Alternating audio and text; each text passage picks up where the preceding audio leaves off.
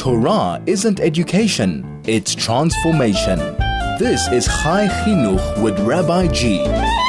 101.9 Chai FM, Chai Chinuch with Rabbi G. We are back, as we do every Monday, at 11 o'clock, where we discuss different topics, many different things that will actually help us improve, learn, grow, anything we want to know so we can be the people we want to be, living in the world we want to live in.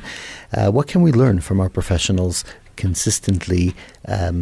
Tips, ideas, things, and every week we are here with a different topic, as you know, and this week is no different. So the topic this week is we're going to be talking about addiction. You know, we are in holidays, we are at the time of chill, we are at the time that all the risks are out there for starters, and I think we need to address and look at our awareness as a community, as a society, and for that I have the professionals here in studio with me. I'm going to start and introduce the person that I don't need to introduce because you all know him from his show here already. His name is Nick Ingel. He has a media company, gyms, but really Chai FM presenter. I think that's the best title you can get.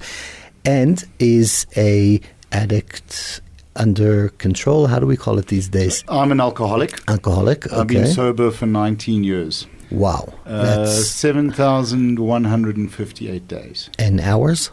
I can check. Okay. We have apps, right? I'm sure we can. Okay, so let's get. So firstly, good morning. Thank you for being with us today. Just a general word about yourself to introduce yourself to our listeners. So for myself, really, I started drinking quite early. Pesach, I was 9 years old, and 4 cups of wine, fell in love. And was already stealing the other kids' wine and hiding it in my pea soup. So I know I'm an alcoholic. Made it very, very simple. I drank up until the age of 36. It nearly cost me my life several times. And I firmly believe that I had 6 months left to go if I didn't stop drinking. And every day since then is extra time. So it's really been wonderful. I have a gym. I do speaking as well at schools, at corporates, at events. I'm a coach, both in terms of executive coaching and strength and conditioning at our gym. And I try and stay connected as much as I can to the recovery community because, they say in Narcotics Anonymous, we keep what we have by giving it away. I've learned we grow what we have by giving it away. Amazing. Okay, so we're going to say good morning and thank you for joining us to our other guest here. He's actually one of the leaders in the recovery community. Gareth Lucas, you are the owner of Healing Wings different centers. You quite have a few, actually. Yes, thanks for having me. It's nice to be here. I'm not quite the owner. I'm the executive director. It's an NPO, so nobody really owns it except all of us. The clients, all of us, yes, yeah. Exactly. We all own it, which is great. So I always have to answer to somebody. We all answer to somebody. Healing Wings, we've got 4 centres countrywide, 2 which are in Sedrona.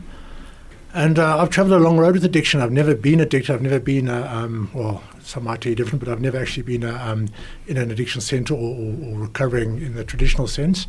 I've had family who have been addicts and who've suffered a lot. And I kind of got into it. I was in the film business. I used to make wildlife documentaries for the international market. And we just kind of fell into it through family and friends. And we supported addiction centres, myself and my wife and my business partner. And since COVID, it's been full-time. And in fact, since 2020, it's been full-time. But since COVID, I've been doing it without the production company. And it's grown, and as has the problem grown. And so it's very interesting because most leaders I find in this area that have recovery centers and rehabs and halfway houses and groups have been on this journey themselves, have been are recovering addicts. And it's quite interesting to see someone who is not from that background getting into the field. What was your journey into it? Well, 100%. 50% of our staff and our counsellors are recovering addicts, and they have been through the program, so they understand what they're talking about. I guess I come in from an organisational and an NPO background, fell into it from the I suppose the business side. Not that it's a business, so I come from the organisational and the NPO side. So I'm more. I don't counsel myself. I'm not a therapist or a counsellor, but I organise it. And as you know, in this business, I suppose everybody's a counsellor, whether it's incidental counselling or professional counselling. Right, which is allowing it to happen. But you're still saying that 50% of your counsellors are and 50% aren't addicts themselves, which is not generally the standard we see. But I actually think that could give an amazing balance. And I would say, I don't know, Nick, is it because of the 12 steps method of giving back and getting why is the industry really dominated by people who are addicts themselves? I think I wouldn't be here if it wasn't for people that got into recovery ahead of me and stayed within the program and stayed connected, kept coming to meetings, kept coming to shares. When I started doing my share, I realized that was the most valuable thing that I could do. So that's on your recovery anniversary, you go to a meeting or to several and you share your life story. And I've always said that as I get wonderful feedback, but I always benefit far more by doing so. And I think it's an incredible thing to be able to walk into a room anywhere in the world, whether you say something or you just sit quietly and be surrounded by people who understand exactly what you're going through and understand that process. And that's truly the gift. We are the most wonderful society or group to be part of, fellowship, brotherhood, sisterhood, whatever you want to call it, because you are never, ever alone. And in the depths of addiction, in the depths of using, that's when you feel the most alone. Go ahead. That's such a good point. I walk into a hall of all our residents, our kids, and I start talking to them, and they listen, and then I've seen thousands of addicts come through our centres. But a recovering or an ex-addict or a covered addict walks into that room, or even a practicing addict walks into that room, and there's an immediate connection, because the addict can spot the BS. He can spot, he knows what they can feel each other, not only understand each other. He's manipulated himself. He's the master manipulator. Whereas, I'm still learning. 30 years on in the business, I'm still learning. Still learning the tricks. It's interesting because we talk a lot about the opposite of sobriety is loneliness, not addiction. And specifically when you talk about such a holding system throughout the world, anywhere you go, will be supportive, would make sense why it is actually working. Absolutely. And I think even more, you mentioned COVID. Since COVID, the online meetings have really grown up and developed. And there's an opportunity wherever you are. I get to travel, very fortunately, because of what I do. But I know that whatever city I go to, whether it's Hong Kong or somewhere in Tunisia, that there's a meeting around the corner or online, and that brings tremendous peace and a sense of security and belonging. That's incredible. Now, all the parents listening to us now, or if they're still listening after what you said, they're probably getting very nervous. You mentioned that you got addicted at the age of 9. Mm-hmm. That's about 6 years before we would even think about it for our children. Not that we should wait that long to think about it. Is that common? Is that something we need to look out for? Are you unique? Talk to me about that. I think for myself, I had quite a challenging childhood and background. My late mother was an addict. And unfortunately for her, because she took her own life in 1987, there wasn't the program, there wasn't the support, there wasn't the infrastructure. So she felt tremendously lonely in her addiction. And because of what I had experienced, I found comfort in alcohol. I think also with alcohol, there's a genetic component to it. So if there is alcoholism within the family, something that you need to look out for. And I think it is, if you're going out for dinner and the kid's wanting an alcoholic beverage at whatever age, it's something to look out for. And I think I'm going to perhaps, Rabbi G, be a little bit harsh here. The biggest warning sign I suspect for parents, if their child is going to potentially be an addict, is what is their using habit? What are they doing in terms of their alcohol, their vaping, their drug use? And what they're teaching. And obviously there's the genetic component, which we usually divide into 3. And you're the professionals, you two, but we divide between users, addicts, and I think dependents. And the addicts will have that genetic component, that could be either a addiction in the family or even just a mental disorder that can be that. You're speaking about that age and that reflection. I know you have Gareth, I'm going to go to you at Healing Wings. I've seen quite young kids at your facilities. I'm sure I haven't seen the youngest, but I've seen as young as 13. What are the youngest clients by you? Officially or unofficially, because it does make a difference of what we're allowed to take in and what we do take in. Okay. But, first, just an important stat to know is that SADC did a stat a number of years ago, and the average age of a drug user in South Africa is 12. So you'll have to repeat that, I'm sorry. The average age of a drug user, child drug user in South Africa is 12. And this was done years ago. And I've checked these stats, and I've gone back to look at the references, and they're pretty solid. They're out there. And we've seen that in our centres of the parents bringing in their 10-year-olds, 11-year-olds, 12-year-olds, trying to bring them in. And, we can only accept what we can accept. So while it's a shocking stat and it's not sure where it comes from, it just comes from proper sources, we can see it. We actually see it out there. And we're only seeing the ones that are coming for help. Mm-hmm. We're not seeing the ones that haven't actually got to a place where they're asking for help or they've spotted it. Another important thing, sorry, just to counter, but one important thing when you're talking about addiction has got nothing to, or it doesn't have to have anything to do with substance abuse. Mm-hmm. So before we go there, we do need to take a short ad break. Yeah. When we come back, let's explore that even more. And I have also what you said about the age of 12 years old average and 10-year-olds. That's something I'm going to have to react to as well. Stay with us, stay tuned. Short break, and we will be right back. Torah isn't education, it's transformation. This is Chai Chinuch with Rabbi G. 101.9 Chai FM, Chai Chinuch with Rabbi G. We are back, and right before the break, we spoke about fascinating concepts and discussions. I'm here with two professionals in the addiction world. From Nick Ingel, that you know him from his show here on Chai FM, or you know him from his media company, or from his gym companies, or wherever he's done that much, as well as Gareth Lucas, who is the what would you say the title is? Because is it an MPO? You can say it's a founder or executive director. Founder and executive director of Healing Wings. They have 4 centers. And right before the break, Gareth, you mentioned 2 things. Number one, that the average age in South Africa of addiction is 12, at least with drugs. And the second thing was you started to talking about that addiction is not necessarily only on the drugs, or there's certain behaviors, etc. Go ahead with that. So when we talk about addiction, we immediately think of alcohol, we think of heroin, we think of hardcore drugs. But addiction is a behavior. Addiction is a way that you behave, a way that you manipulate, a way that you look for attention. So addictive behavior is far different from just smoking weed or having a drink or having too many drinks.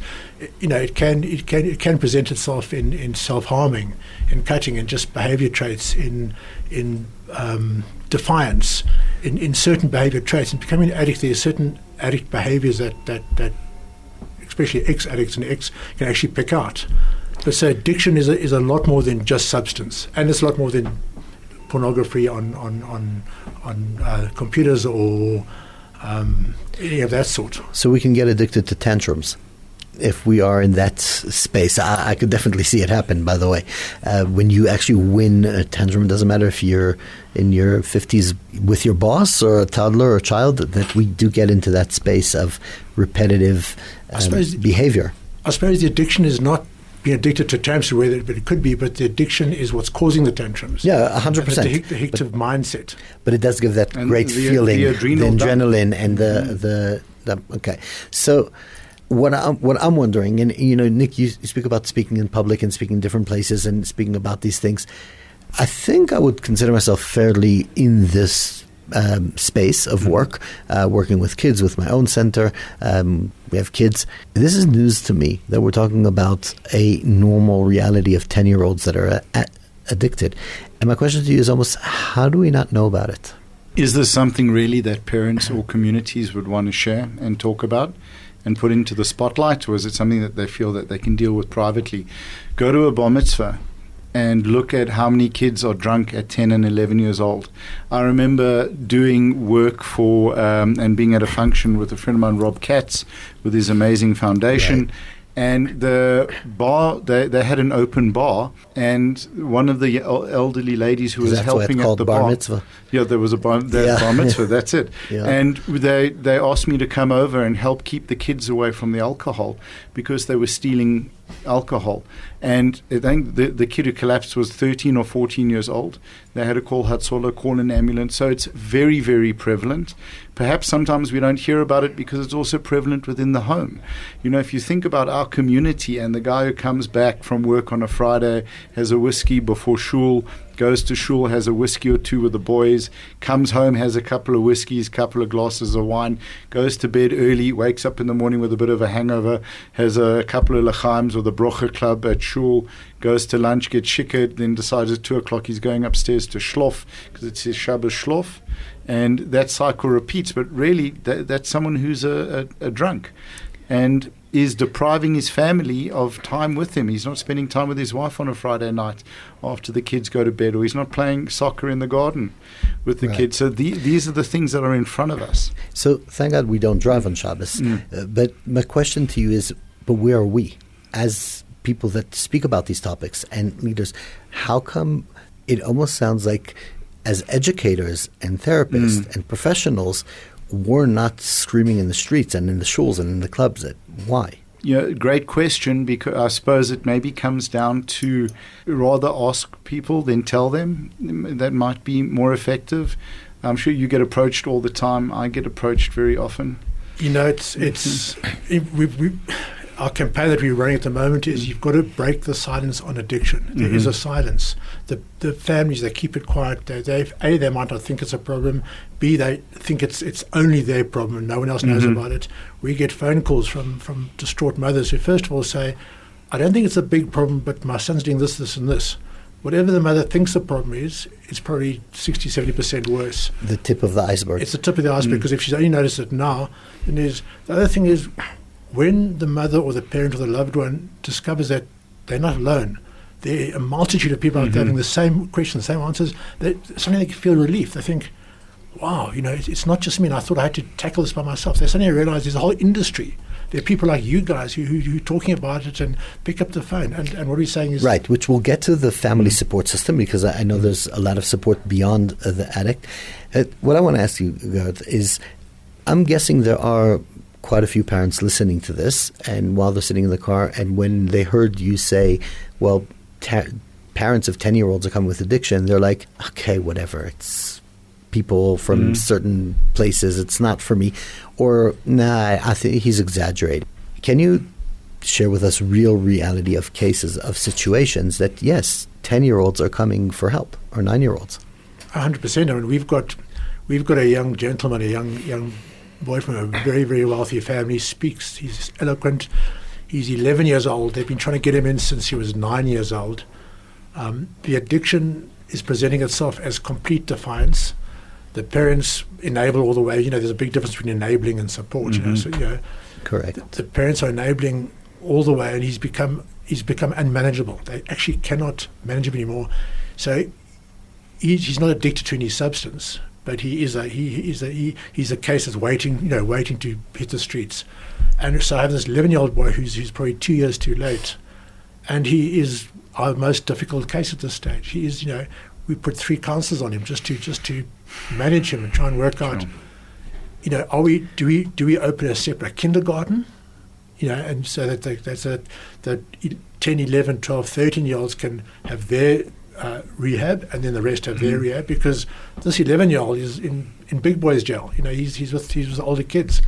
So it's almost like a no-brainer that if there are the numbers are that it is a realistic thing. It's not like one child in coming out of nowhere. Then you probably do need to open kindergarten. Well, this is what we're looking at now. So I'm looking at running a separate program within the youth centre, that we can take these youngsters, these really youngsters, out away from maybe work allocations, or just to go and climb a tree, or look for bugs under the bushes, just to be kids again, because you have to treat them slightly differently, although they've got the same problem. Which, because until now all they were doing was on their phone, which is a whole other topic of the relevance of isolation and lack of movement and exercise, etc. Because normal kids in South Africa don't have the opportunity to just climb a tree and run around and ride their bike and go everywhere, which is extremely, depriving, I'd say, from the mental health they need.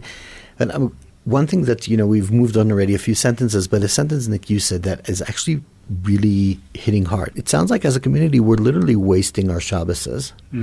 And in addiction behavior or non-addiction behavior, which, we often refer to ourselves as busy people. At least we want to think that way. And we don't have time to play with our kids necessarily during the week. And we don't have time to, invest that much. But then Shabbos were available and we're just throwing it away. Before you react and we can dive deeper into this, we do need to take a short ad break. And when we come back, we will continue right into this question. Torah isn't education, it's transformation. This is Chai Chinuch with Rabbi G. 101.9 Chai FM, Chai Chinuch, Rabbi G. We are back, and we're right in the middle of a fascinating discussion, at least to me, about addiction and about the reality of our community and challenges of our society. And Nick, before the break, I asked you about addiction behavior that seems like is very common in our community, that Shabbos is a wasted time. Besides for going to shul and davening and a bracha and having a Shabbos meal, great. There's so much time we can spend in connecting to our kids, in investing in them, playing a game, being parents. Is that not a thing? So I think it's something we really have to look at, because if 2 units of alcohol is too much for you to drive a motor vehicle, how much is too much to be an effective parent? How much is it to be an effective spouse? So the one thing for me, why I have so many businesses and do so much and fill so much of my time, is because I need to. I'm an alcoholic. If I don't, quiet time for me is terrible. I'll, please God, be healthy for a long time and never retire and just stay active. The quiet time is terrible. But having a family around gives us that opportunity to engage and to become the best versions of ourselves. If we're using alcohol to relax, to unwind, to connect, to bond, all of these things. I'm horrified when I go to a synagogue and I visit and the guys say, hey, come, we got biltong and whiskey, let's go, halfway through davening. It's like, what's the point? There is no value, and I'm going to make a harsh statement here. There is no value in alcohol. In my experience, and I've been fortunate enough to work at several rehab centers training the addicts in recovery, I've never seen value in alcohol in anything, because all that it does is deprive us of the ability to develop the skills that we need. So no value at all, or the dangers exceed the value? So for me, absolutely. For anyone in recovery, the danger is way beyond.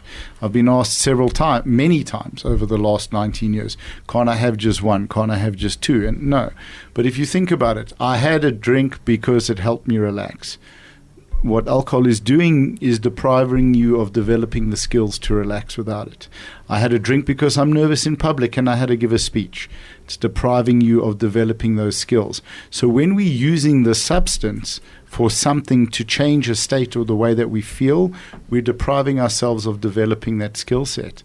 Why are you not helping clear and pack the kitchen with your wife after the kids have gone to bed? Why are you not up early to study with your son before shul? Why are you not playing in the garden with your 100%. Kids? Even playing a game with the kids. We know that for men, oxytocin does come from playing with kids, and you will play with your child and you will get that connecting and bonding feeling. You're talking about that people would come to you and say, why can't you just have one, etc. And I want to ask you, Gareth, people come into Healing Wings and they go through amazing recovery, spend a year with you or less or more, whatever it is, and then they go out into the real world. While sitting here in studio, all of us responded to Nick the same way. When he said he's clean for 19 years, everybody was like, wow, amazing.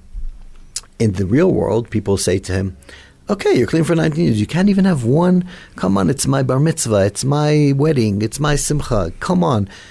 Do we need to invest more as facilities, as rehabs, into awareness of the public to allow that space of recovery going forward? Or how do we prepare the addicts to the real life when they will be challenged with, come on, and specifically if it's someone that has a, okay, I'm going to be careful, it's a morning show, but has an effect on them that they would want to please them, etc. What are the tools that they need to have? First of all, I think every recovering addict that's been to any form of rehab knows it's not just one. Everyone, they know that in their heads, whether they believe it or whether they might say, well, I know I can have one, but in their heads, they've been through the program, they've had to stop for a while, they've recovered, they've gone through detox, they've gone through withdrawals. They know that a little tot or a little this or just a little taste of this or a little spliff on a joint, they know it's over. Once they do that, it's over. They'll make every excuse in their head, as you say, I've done it 19 years now without touching anything. What's a joint going to do? What's a beer with 2% alcohol going to do? But it's fine, and that is fine until it's not. And when it's not, it goes big. I mean, I know a guy who recovered through us for many years. He was staff for many years. Fantastic. He was a chef. He's now got a great job. And I saw him a year ago, and he said, no, I don't know about all this faith stuff. I smoke a bit of a joint every night to go to sleep. Sure. He's got a family. He's got kids. And I know, and I've told him, so if he's listening, he would know exactly what I'm talking about. I know that's only a matter of time, because when it's good, it's good. But I see it all the time when recovering people will tell me, "No, I'm clean for 7 years," and I say, "Clean," and I said, "But the drug test didn't come out clean." And I say, "No, I just will have weed before to fall asleep, and occasionally something at a rave, but I'm clean." And we know that's not true, and we know that's a manipulation and everything. So we definitely have that addiction behavior issue. And I'm wondering if we go into more reality that we live in today, would you say, and maybe I'll start with you, Nick, would you say, with all the knowledge you have of addiction, that the average person today or the average teenager today is addicted to their phone? So I think with one of the consequences of my addiction and life before that is I don't have kids of my own. I was married. I have 2 wonderful stepkids. And from what I know, whether it's from vaping or from the mobile phone, it's a huge dopamine hit. And very much so. It's very much part of the addiction. And it's anything that we use to change how we feel or remove ourselves from a situation. And more kids, it's the analogy of ending up in your parents' basement and having an online artificial intelligence girlfriend and artificial intelligence social media, social network. We are removing ourselves from pain and challenges and difficulty, and that is a real problem and a real addiction. If I can just go back to the point, I remember being at a friend of mine's son's bris, and Frum guy came up to me, have a whiskey, no, I don't drink, have a whiskey, just one, have a whiskey. And I realized very early on, I was about 6 or 7 months into my sobriety, and I said to him, I'm an alcoholic. Okay. Straight in the eyes, I said to him, I'm an alcoholic. And he went white, and that shut him down. And we need in recovery, and it's a huge challenge, and it breaks my heart when addicts in recovery aren't able yet to say in public what they are. And addiction is our superpower, because at the end of the day, the truth is this, that nothing would stop us using. So nothing will stop us getting what we want. So if we want to be sober, nothing will stop us. And that strength that comes from that. Willpower in a positive way. So for these kids to give up their phones, and that strength that it takes, they can carry that into any area of their life and build an amazing life. It's not the end of their life. It's the beginning, giving up that phone. So now I'm going to ask a question that I'm not allowed to ask, but I'm going to ask you, Gareth, anyways. 2 weeks ago, it was Youth Day, and I had a panel of young, successful youngsters, I'd say, from different communities around South Africa, quite diverse. And one of the big topics of what the youth are challenged with today is employment and work. And we spoke about, their challenges and not enough jobs, etc. And we cover that from different angles. Now that we're talking about that the average person, the average youngster is potentially addicted to their devices, do you think that part of the work crisis and people not having jobs has to do with them being addicts, or that they don't even know that they're addicts, in-closet addicts? Sure, I think it's a very big contributor to that, because I know from what I know in our centres that the number one problem we can pinpoint is devices. It's instant gratification of any sort, and what you get on device is instant gratification. I'm not sure what the alternative is, or I'm not sure what the fix is, because in this society we can't not have our phones or have some sort of a device. But I do know that the first thing we do is we take devices away. So I debate that, by the way, when we say we can't not have the device, because there was a time in history that all the people who bought cars, everybody was just driving, and then the government came and said, sorry, you need a license, and you're not going to drive without a license. And there was a time that everybody who had alcohol, and then the government said, no, you got to be 21 or 18, depends on your country. And there was a time that, we had freedom to sell what we want, and government said, no, we'll intervene. And I think that there can be intervention, and there can be a usage of yes, devices are important, but maybe you need to get a license for it, or maybe you need to be at a certain age, at least for some apps. I know that it makes the listeners think that I need to be hospitalized somewhere, or I'm completely cut out of reality. But I do believe that will come a time that there will be more regulation over devices and internet, etc. Well, I think Australia has brought in a law and now. social media. Yeah, right. 16 social correct. media. What I have to be very careful, because I am an alcoholic, I'm an addict. So I haven't had a television for 17 years. And about 5-6 years into recovery, a friend of mine gave me a TV, and I thought, okay, how bad can it be? I'll try it. Within 2 weeks, I was spending 7 hours a night in front of the television. And that I realized after a week, nope. And I gave it away to a friend of mine. So it's insane. And you know what I'll say? I'll actually have self-control, and I'll say it after the ad break. So we're going to take a short break, and when we come back, we'll continue with my comment, I guess. Yeah. Short break. We'll be right back. Torah isn't education; it's transformation. This is Chai Chinuch with Rabbi G. 101.9 Chai FM, Chai Chinuch with Rabbi G. We are back, and we are in a fascinating discussion. And right before the break about addiction and everything, if you're just joining, actually now, so I'm here with Nick Ingel, who is a presenter here on Chai FM, but has a media company and gym and very busy, as well as Gareth Lucas, who is the founder and again, we would say founder and running.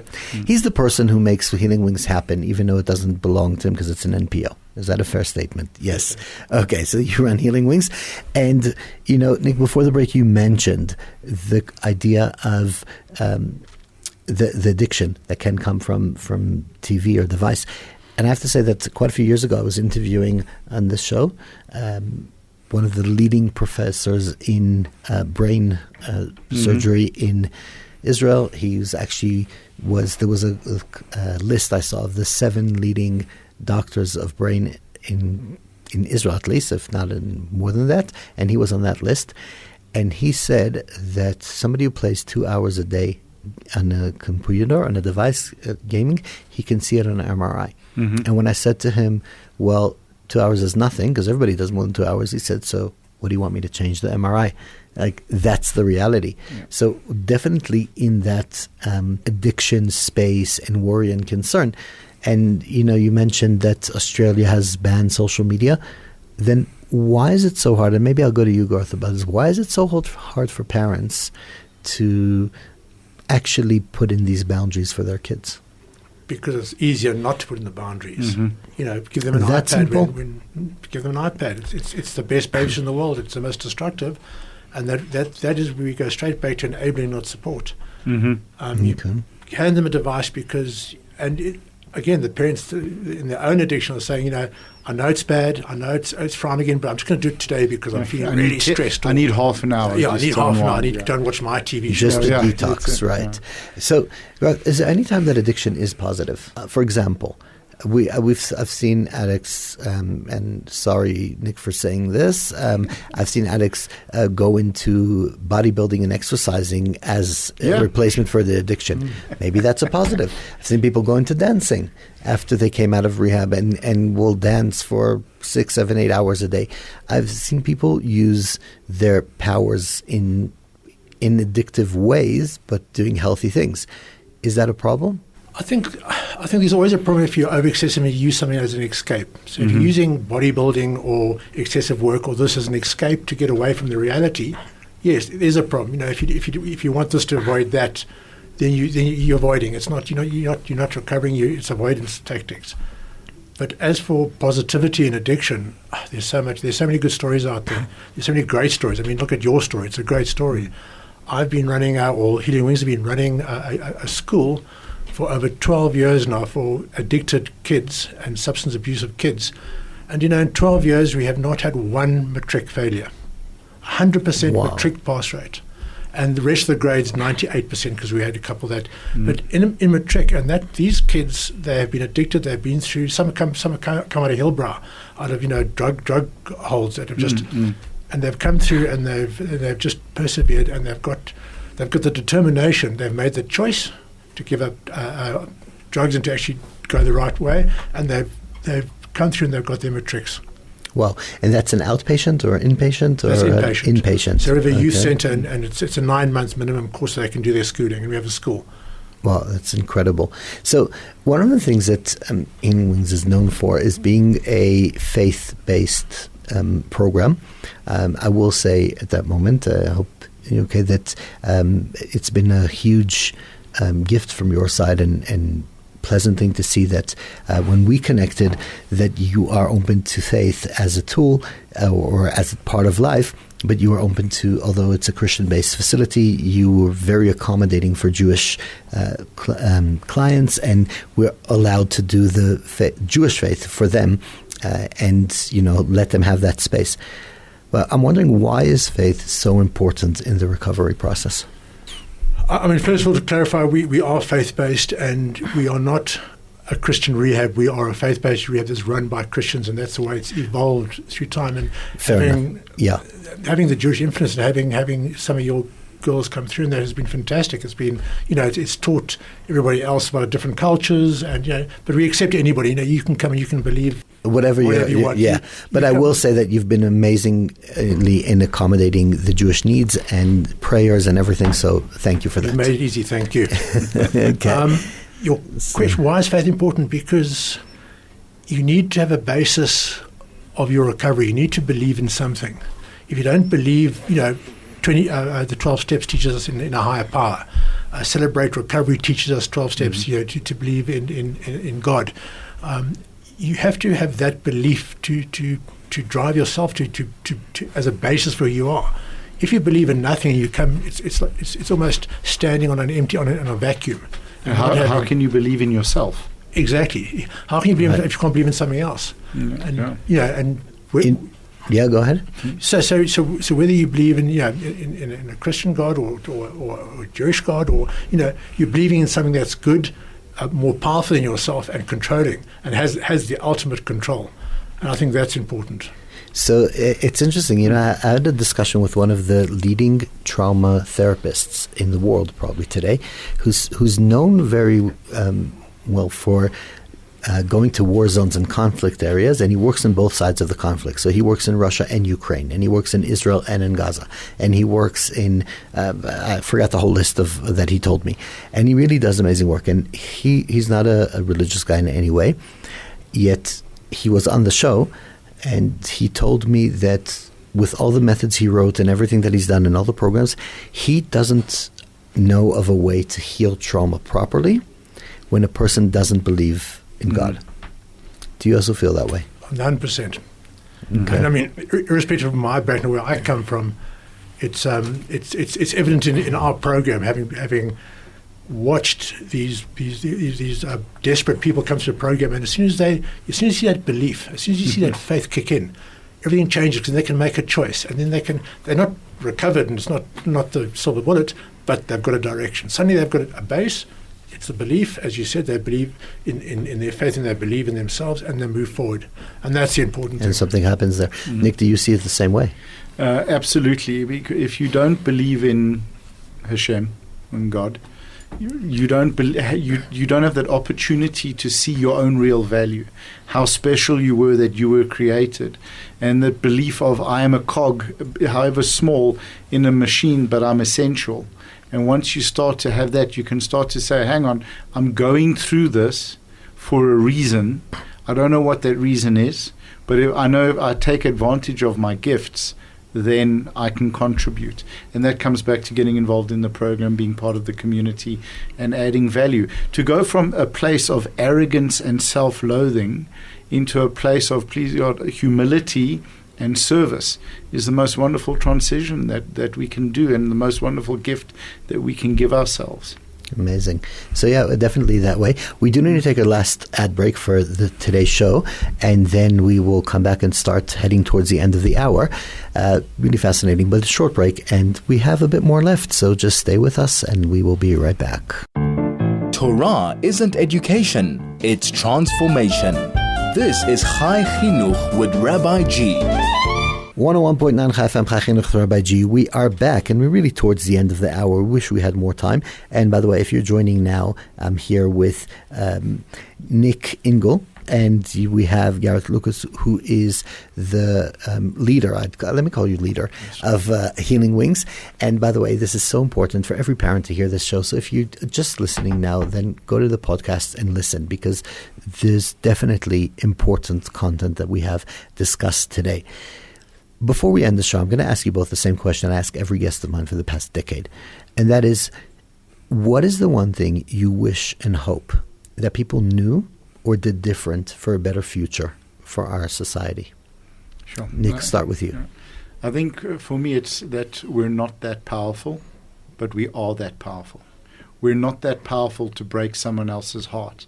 We're not that powerful to ruin someone else's day, but we're powerful enough to enhance their day, to make things better. And it really comes down to the understanding that because it comes from the point of being negative towards ourselves, that we are a bad influence on the world, and to be positive, that we are far more effective being positive than we are negative to ourselves and to others. And then also with regards to the technology, creation with a phone, creation rather than consumption. That's Amazing. how I helped myself create video, photos, start an app, build something. Create, don't consume. Amazing. Garth? I think my biggest ending point, my biggest wish, or my biggest is to realize that you are not alone. There's always help out there. There's always somebody who's been through the same thing as you've been through, who's willing to help. Speak out, communicate in little ways and big ways. If you're a parent, a loved one, a suffering addict, whatever your problem is, you're not alone. Speak out, plant the seed in somebody and ask a question. Get help. You don't get charged. There's no commitment. Ask the question. Phone any rehab, any helper, any therapist, anyone of Healing Wings branch, and say, I need help. Ask me about this. Amazing. And people will be happy to talk you through anything. Literally, there's people out there that want to help. And that's incredible, and that's really amazing. And I guess very strongly in line with the work you do, just being there for the people and supporting and helping. If I can add one quick thing, and I think we need to acknowledge the work that you do, because there is nothing tougher in this world, I believe, than dealing with addicts on a daily basis and running a program and building a program. It can be soul-destroying. When you start going to funerals, when you start seeing people who haven't been able to succeed after 15, 20, 30 years. And I don't think those that are working in the programs and that are supporting in centers and doing the work actually get enough acknowledgement. So as an alcoholic, I'm saying thank you to you and your team for what you do. And thank you for turning it around and putting it back in, which is even as important. Amazing. And specifically the idea, sometimes I think of your therapist and thinking of, how hard it is to invest in someone out of the goodness of your heart, and the person feels like you're controlling them and feels that they hate you back. And that's amazing. You're putting in love and care, and they're fighting against it. But it changes, and you do have happy stories also. So that's what keeps us going. That's what keeps it. It's amazing and incredible. Thank you so much for being with us today. Thank you so much to Gareth Lucas from Healing Wings for all the work you do. It's really, really impressive and special to know that you're really out there for society. Thank you so much to Nick Ingel for your insights and the work and everything you're doing and giving back into the community and really being that support. I think there's a lot more we need to discuss, the three of us, about the community and what we can do and how we can do. Maybe we should chat again before Purim or something, as we do as a very important discussion. But I'll say what we always say in Erev Purim. If someone says no, says let it go. Let it go. You don't know what anybody's battling. You don't know what anybody challenges you. You offered a whiskey to your friend. He said no, thank you. Let it go. And that's it. Don't challenge them. That's fine. Thank you, Vusi, for managing this program so nicely, perfectly. Thank you, Senna, for putting these interviews in place. And thank you to our listeners that are with us week after week here again and again. Stay safe. We'll be back next week, Monday at 11 o'clock. In the meantime, enjoy. There's so many more great programs to hear on Chai FM until we continue Monday, 11 o'clock. I was Rabbi G. Enjoy.